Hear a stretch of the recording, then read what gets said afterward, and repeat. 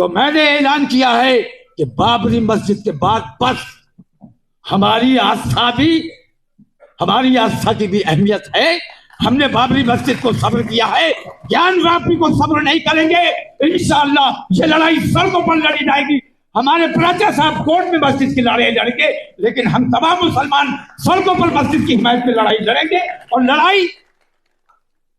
लड़ाई वो नहीं होगी, हमें किसी से लड़ाई नहीं करनी है। हमें दिखाना है कि हम बेदार हैं, हम बर्दाश्त नहीं करेंगे। उन्होंने कहा था हमारी आस्था कोर्ट से ऊपर है, हमने कहा था कोर्ट का जो फैसला होगा हमें वो मंजूर होगा। अब मैं कहता हूं कि हमारी आस्था कोर्ट से ऊपर इसलिए है कि हमें एक बार बेईमानी कोर्ट की देख चुके हैं, दोबारा देखने को तैयार नहीं। बाबरी मस्जिद को हमने सब्र किया है, इसलिए नहीं कि हम कमजोर थे, बल्कि इसलिए कि हम अपने मुल्क की एकता और अखंडता से प्यार करते थे।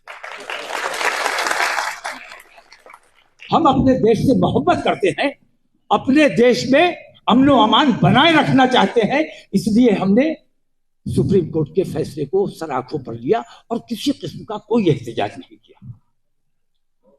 लेकिन नतीजा यह निकला, हमारे सब्र का नतीजा यह निकला कि हमें बुज़दिल समझा गया।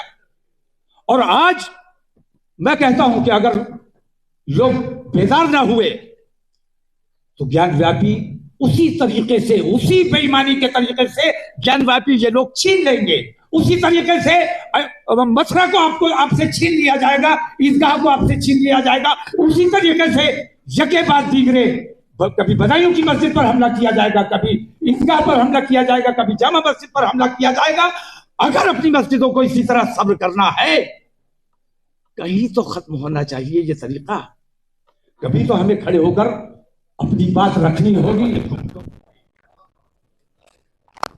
तकरीर का वक्त नहीं है, मैं महसूस कर रहा हूं कि आप लोगों के लिए बहुत तकलीफ का वक्त है, क्योंकि लंच का टाइम बहुत पीछे गुजर चुका है और यहां तमाम लोग परेशान है कि खाना कब होगा।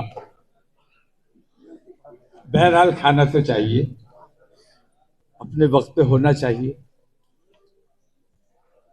लेकिन कुछ बेचैनियां, कुछ परेशानियां ऐसी हैं जो इन तमाम तकलीफों से ऊपर उठकर हमें जद्दोजहद करने की दावत देती है।